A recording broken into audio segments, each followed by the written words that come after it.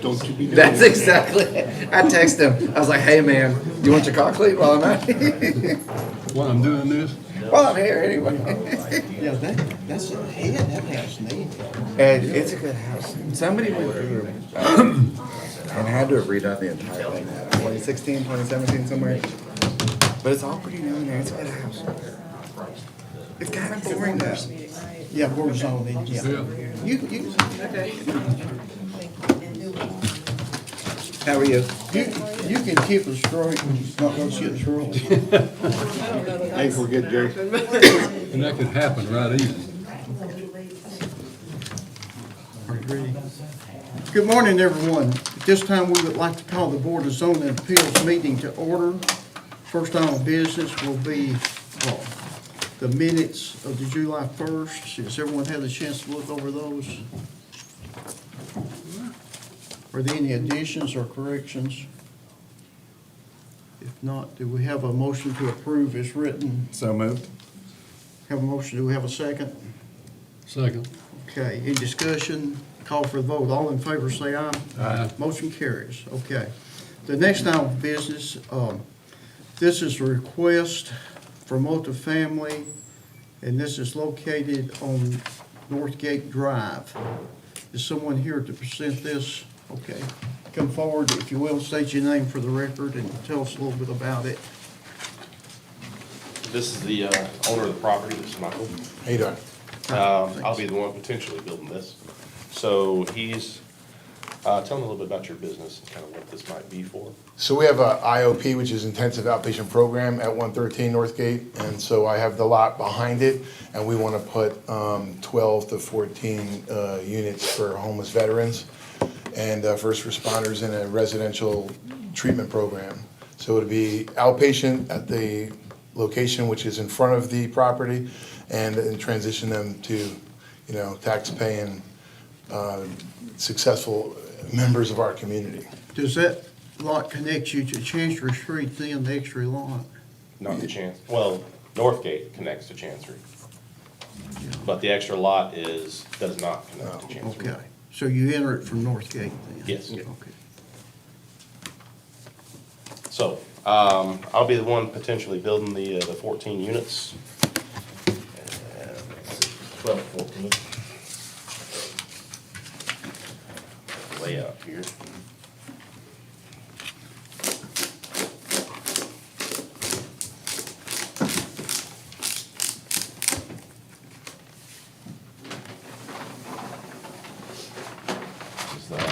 To scale, about the size of what the buildings are going to be. So here's Northgate Drive, and this runs down here and connects to Chancery, where mud bones and all that would be in this area. So this is his property. He leases this from me now. He purchased this from me before with the intentions of potentially doing this in the future. So we're just going to plan to create a driveway through here coming in, parking lot. And each one of these units are gonna have each one of these buildings will have 4 units, 2 here and 4 here. We talked to Sean and everything about what kind of water control we might need, so we got a pond here. But that's the basic layout of what we're thinking to do.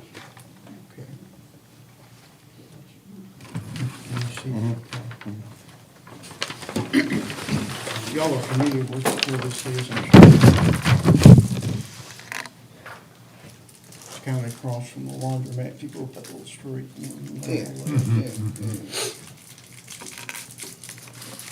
Sean, you want to comment on this a little bit, Paul? Yes, we'll have to review it. I believe I wrote it, the review as 13 units, as far as the 14 that would still fit on there and meet the requirements as far as density, maximum density, lot size, all of that. Staff has reviewed it and finds that all requirements are set forth in the zoning code would be met with the proposal. Said we did meet on site with Lyndon and on the stormwater, and have got that addressed, so that issue will be fixed. So.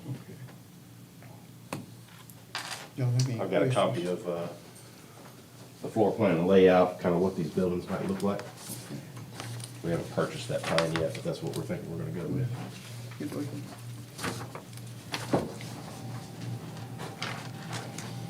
Okay, is anyone in the audience here to address this?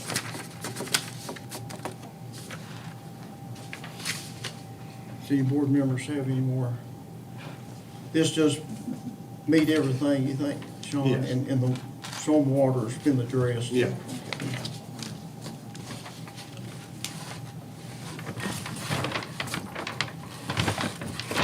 Design report.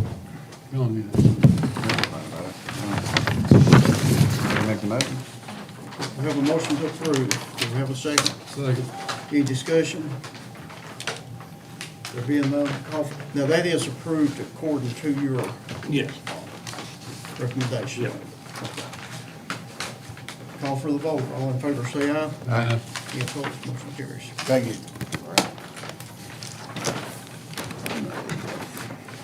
Thanks, guys. Thank y'all for being here.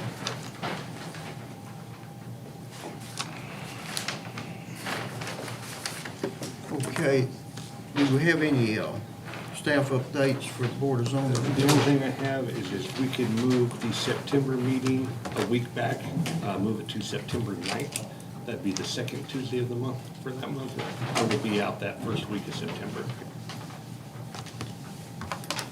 Okay, And I'll send a reminder out for that. Great. Just to make sure. okay, if we have nothing else, we need a motion to adjourn. So moved. Have a motion to adjourn, and a second, motion carries. We are adjourned. Gentlemen, good thing to go. Okay. At this time, we would like to call the Plan Commission meeting to order as our members come forward. Michael?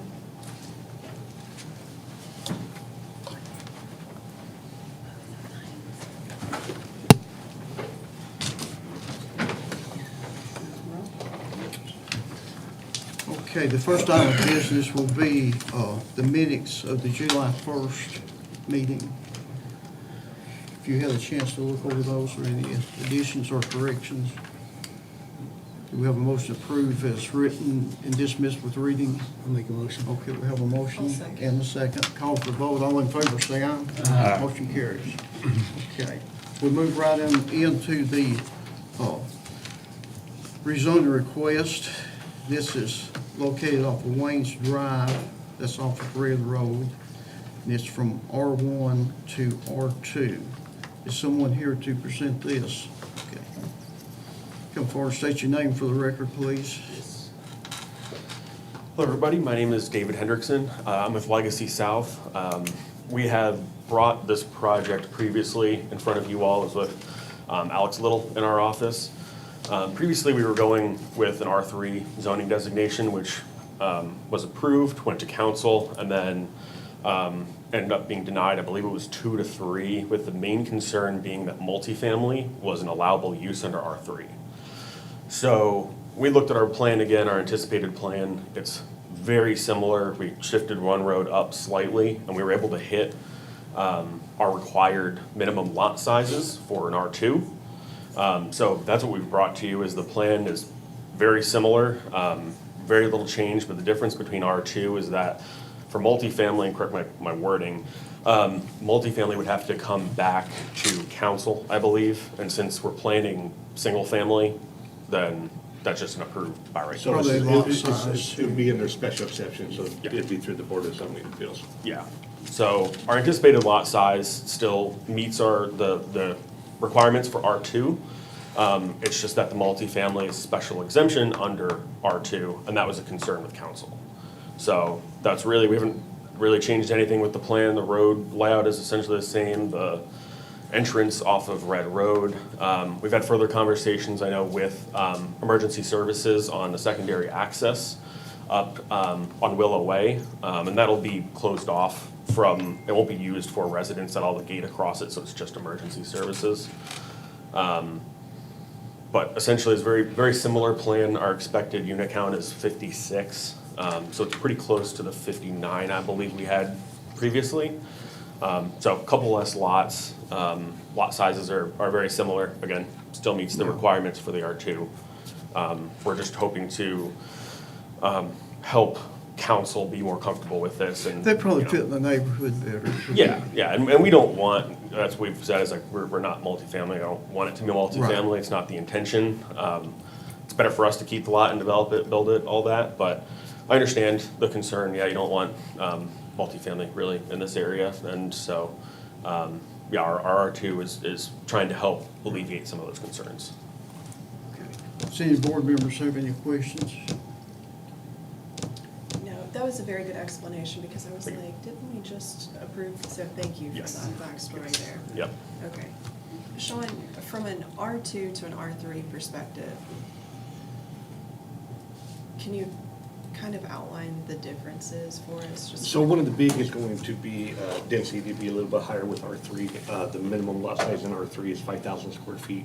Oh, okay. R2 is 7,500 square feet. Okay. So that did neck that down a little bit, as he was saying, from 59 to 55, 56. That's one. And then multifamily, attached single family would be permitted uses in R3. Okay. Where they are special exceptions in R2. So they would have to come and apply and go through, if that ever was planned, it'd have to go through the BZA for approval on that. Okay. And then there's requirements that would have to be met on that. Okay. Although they were not going to do the multifamily, it would have been approved for it, so. Right. I Yeah. guess that was the problem. Yeah, if Yeah, it, exactly. if it got rezoned to R3 and something did change in the future, whatever, that would be a permitted use, we would have no way With no to control. not permit that, so. Okay. Yeah. Yeah. Yeah, and really our lots, our plan previously, we were expecting to have 7,500 square foot lots anyway. I remember that. So, really it was lots in the middle, we adjusted. So it the really road. doesn't affect you much. It's very, like I said, 3 to 4 units Yeah. maybe. It ended up being not very much, which is why we're able to come back and say, I think we can make, R2 work without too much of an issue. So it's just obviously some of the lots that were interior, they're a little smaller, just because I think they were around 6,000 to 6,500. They were already bigger than the minimum lot, so we just had to increase those a little bit, which is how we lost a handful, but generally, plan stays very similar. Okay. Any more questions, please, up here? We're gonna open this up. Is anyone in the audience here to comment on this? Okay, come forward if you will, please, and state your name and where you live.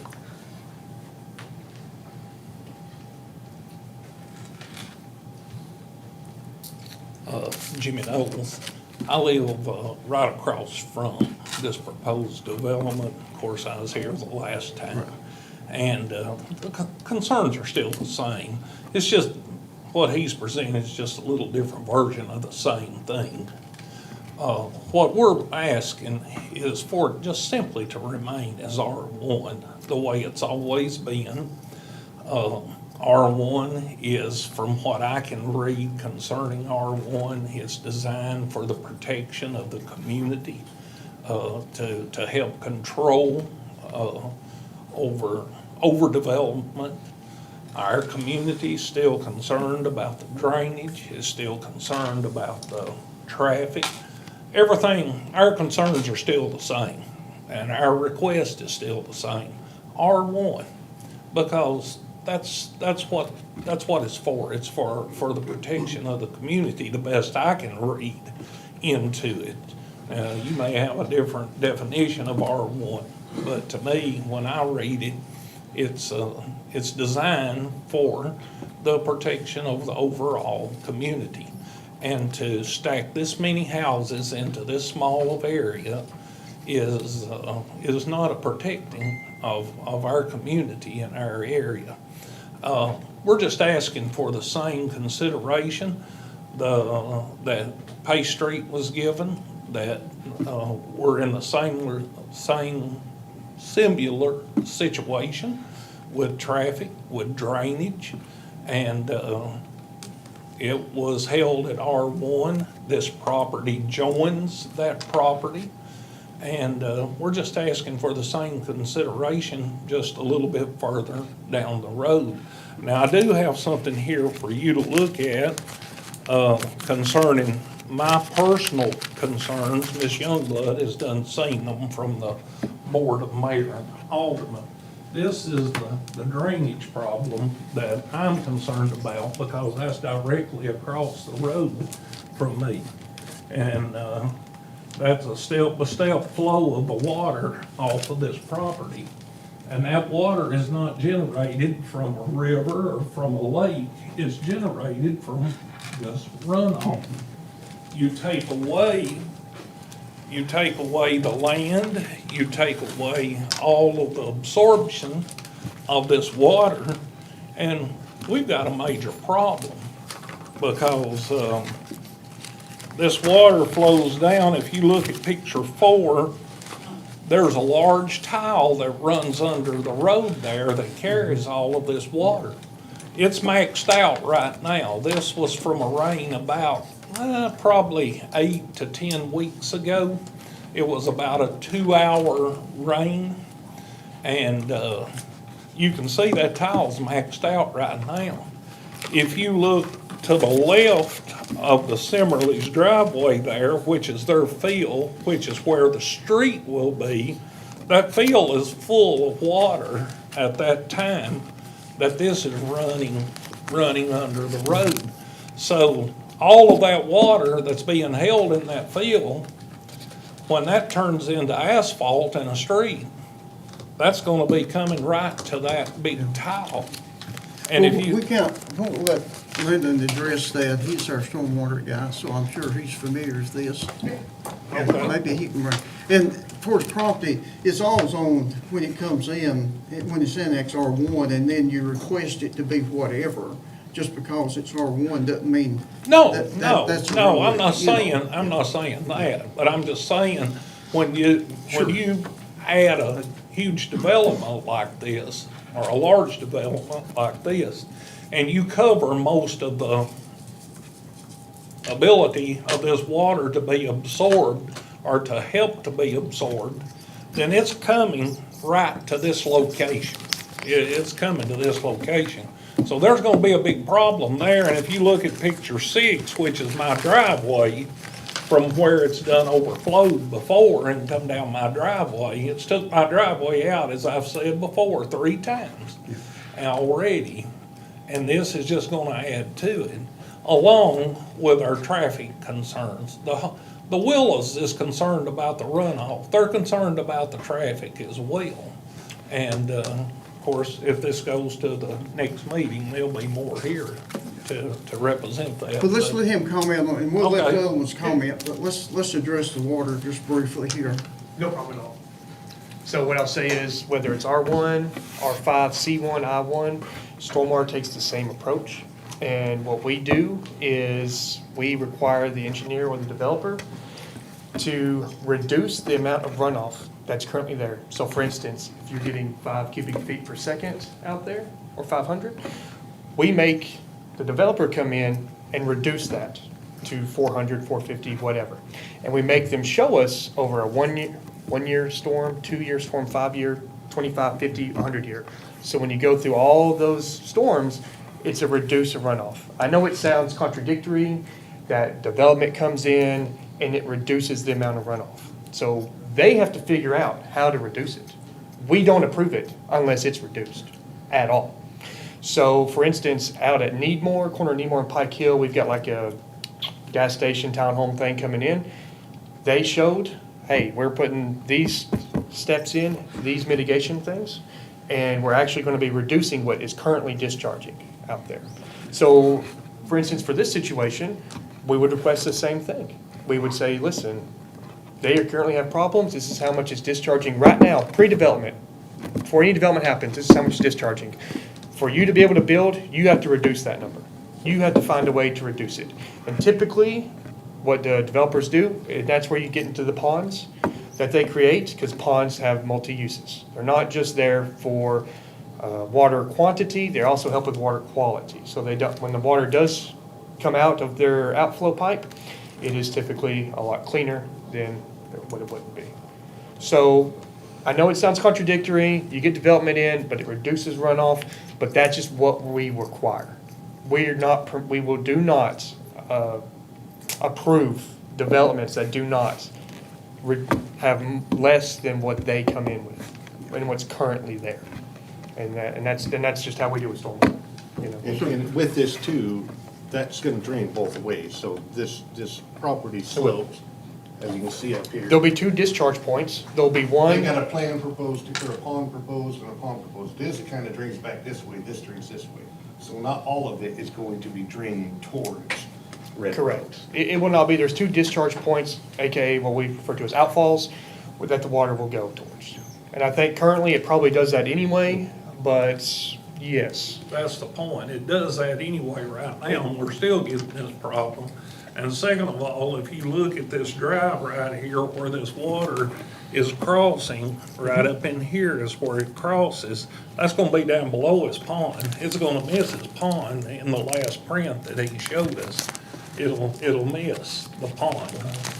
So if that be true, then he's gonna have to bring his pond a whole lot further down than what he's got planned right now. And I'm no engineer by any means, Right. but I've lived there long enough to know what happens. And he'll be required to do that, yes. And if you want, we can come in there, I mean, I know it's not planning commission related, but we can come in there and TV that and we have a camera that we send down there, and we can see if there's any obstructions or anything right there impeding the water flow, so we can maximize the pipe that's under there. I can tell you, there's not any obstructions. That's just the way it Just is. the way it is, okay. Because I've been there 40 years. We'll still do it just to be safe, just to be sure, you know, yeah. I understand what you're saying. But yeah, But yeah, so that's what we would do. barring all this, again, we just ask for the same consideration. It's R1. People develop under R1 every day. You're a builder, you've built under R1, you can be profitable under R1. Just leave it as is. We can't, we understand, we're not trying to stop anybody from building. We understand that there's a need for houses, but at the same time, we want to protect and have a respect for the community that's there and not be overrun by development. And I'll say this and then I'll be quiet. There's all kinds of parcels of property down through there that other developers can come up here and request R3. My question is, where does it stop? How bad does it have to get before it stops and we leave the R1 in place as it was designed for protection? That's all I'm saying. Where's the stopping point? Does it have to get where I can't get out my driveway for traffic? Does it have to, just where's the stopping place? Because there's plenty of other places that other contractors in the future can come and say, we need high density, we need high density. Is there anybody else who's gonna wanna talk? I mean, Yeah. it's been a while. Okay. Okay. If someone else wants to address this briefly, just Well, I live right next to him. I'm his state, daughter, state your name. We have to record this. Erica Burdine, Okay, thank you. and I'm just in full agreement with what he says. Our concerns are still the same. They haven't changed. I've spent $1,000 on my driveway redoing it because of the drainage and the flood issues, and so we're not opposed to the development. We're not opposed to building. We're just asking that it remain R1, so that there's not any further complications to the community. So that's all I would like to say. Okay, thank you very much. Anyone else? Thank you. Kim Milligan, I live 1738 Red Road, just down the road from Mr. Knowles, Miss Burdine. It's my concerns are the same as the last time I was before you guys and then before the alderman. That is still with the safety and with the traffic. And once again, Mr. Knowles and his family 40-plus years, and my family 60-plus years, and we understand growth, we really do. But Red Road itself hasn't changed. It's still the same two-lane road that I lived on since I was a boy. We've seen the traffic, of course, increase with the Willows, with Silver Creek, with Falcon Drive, with Duck Hawk, and then Quail Run, which is in the back. And you, excuse me, 56 more homes. I mean, the traffic is just unbelievable. I have a daughter who lives with us, and she's disabled, and I won't let her go out in the front yard, just to be honest with you. On May the 6th, when we had this planning meeting before, that afternoon at 4 o'clock, and some of my neighbors can verify, we had a drive-by shooting across from me at Falcon Drive, had 3 cars involved, and My wife and I were outside, and I made sure my daughter was okay, but finally, about a week later, those guys were apprehended. But we're seeing a lot more stuff, foot traffic, as I explained, but I'm sorry, I'm dry.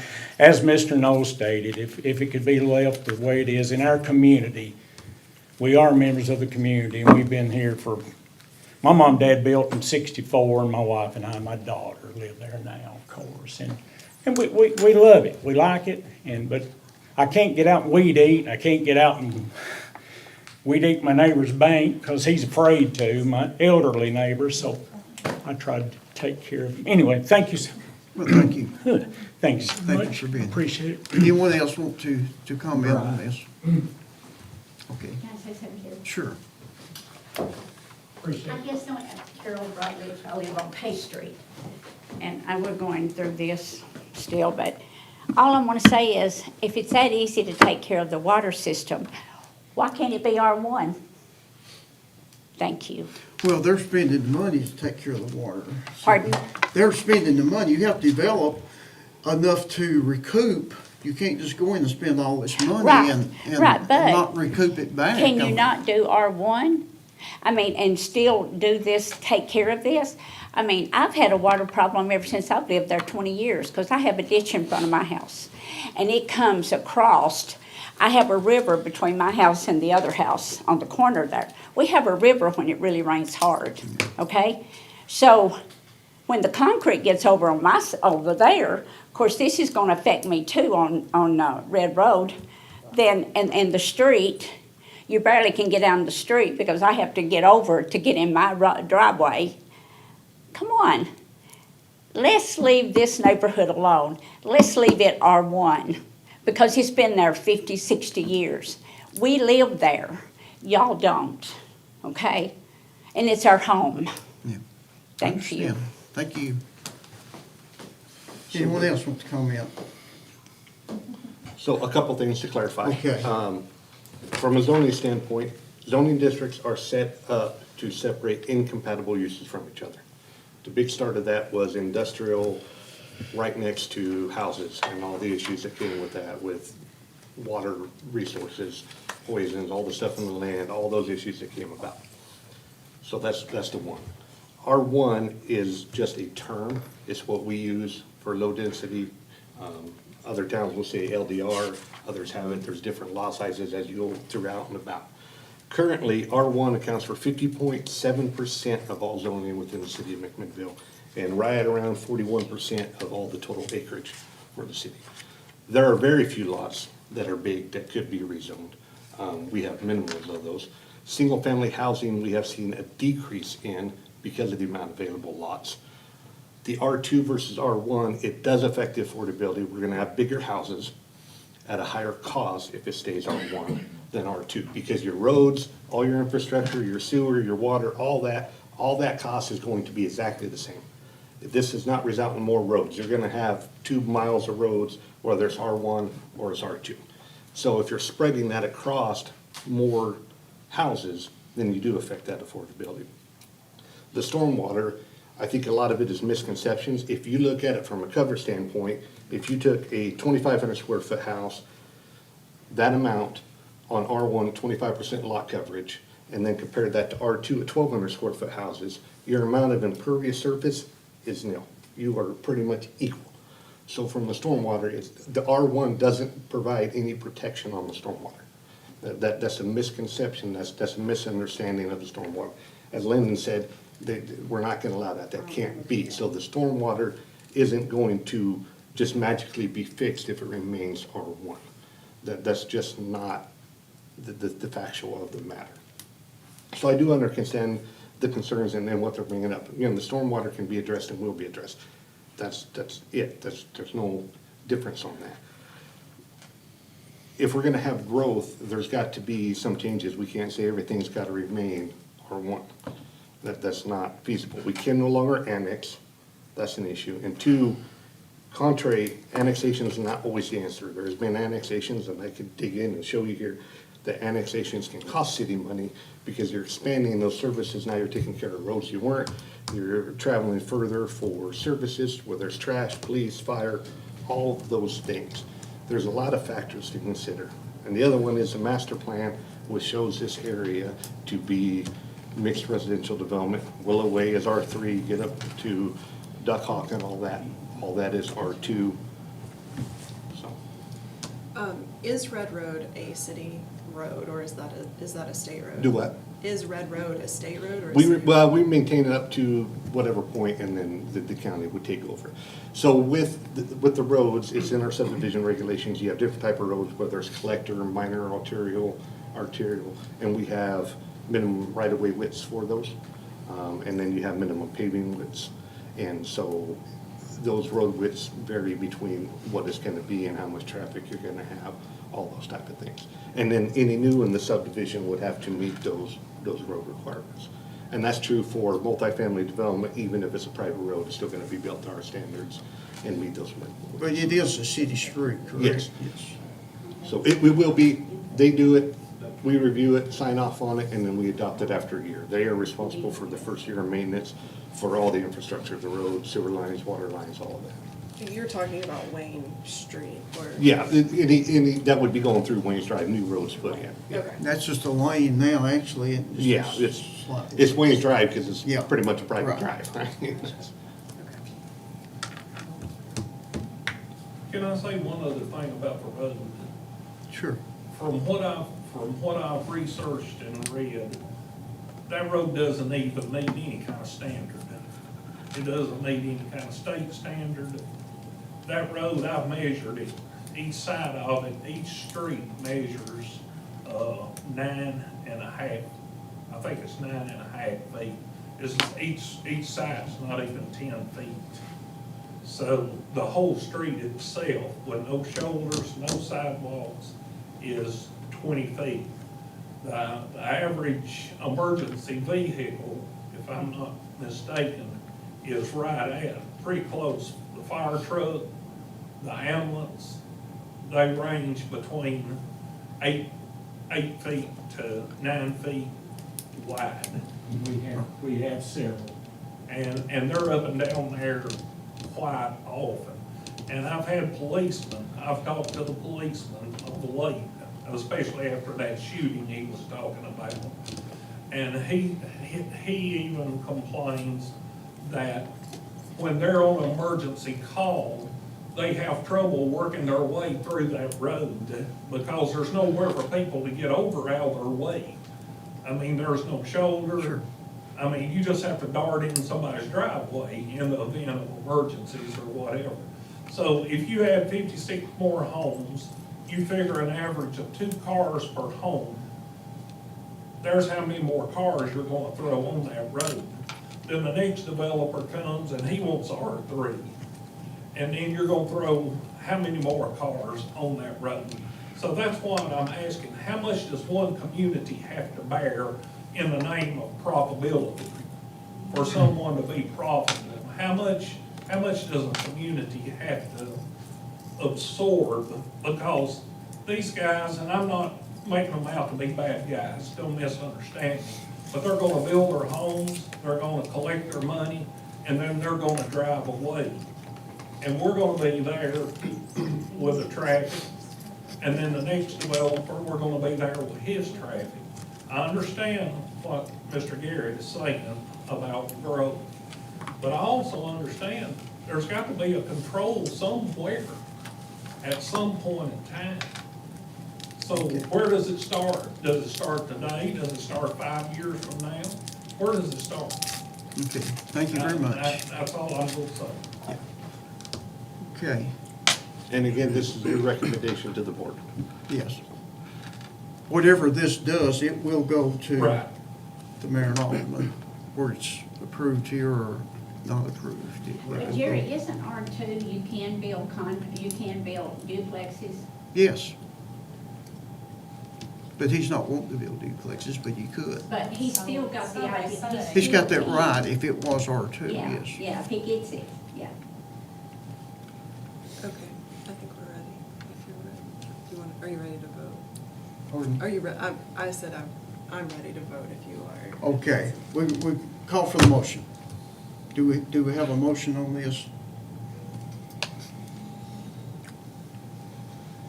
I'll make the motion to allow the change from R1 to R2.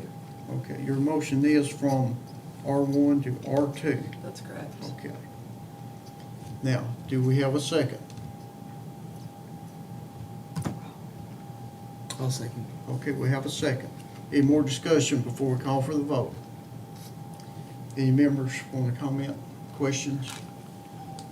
Okay, we have a motion and a second to rezone it from R1 to R2. All in favor say aye. Aye. All opposed say no. No. Okay, the motion carries then. This will be presented to the mayor and alderman. You'll need, I don't know if they'll be notified, but you Yeah. need to keep up, you know, if you want to attend. Okay. We thank you all for being here for this, and we understand both sides of it, we truly do. The next You don't item, live there. the applicant could not make it, so we're gonna go ahead and remove that item. Item number Okay, 4. I got a text, he was on his way, did you get anything? I think he was on his way, but he hadn't made it, so. Do we want to discuss that briefly or just not? We'll just wait. Okay. Was it Bunner Street? Kim, Yeah, he's wanting to put 4 lots there. yeah, we'll hold off on that until they can come. And then, staff aid, Doug's the only thing I have, is we can go to the September 9th meeting. I'm sorry? Did you vote against this again? Did not. If we can move the planning commission to September 9th. Okay. Well, I'm assuming that we y'all don't live in the area, you don't really have to worry about it. Well, listen, this is going to the mayor and alderman. You've got a whole. Well, I know, but if they this- vote it down, then they get to live by This the is just, does, so. it don't, no, Pass it on. there's no set rule on that, guys. I'll be looking for the circus to move in next. Okay, do we have any staff updates? We'll just skip the Bonner The then. only thing I had was just moving the next meeting, that was it, so. Any staff updates? No, I don't have anything. People don't understand, if they meet all the requirements, they've crossed all the Ts, dotted all the Is, there's really nothing we can do, right? I mean, we've got retention I ponds. mean, we can, but We they can, take, but- probably could get it overturned, I mean, you know. We've got retention ponds, they're saying they're gonna take care of all the water situation. So at that, I understand runoff, I do understand runoff, because when they built Woodland Court over there, There's or a- Woodland Creek, We have. I get it. We have a stormwater issue in this city, without Yes. question, and I am trying as much as I can to push forward to allow the board to vote on potentially having a stormwater like enterprise system where we are involved every single day, having a special team in Public Works to make sure that what we have is well maintained, that we're clearing out brush, that we're clearing, I mean, that we're That's doing very important. what we need to do, and we've never had that. And I currently live on Cherry Lane, like they said, you don't live here, but I do live really close. And Real it close, is yes, Cherry very Lane. close, and the runoff is a problem. But it's something that the city has to deal with as a whole. It's not something that we need to stop a change, for a development to come in.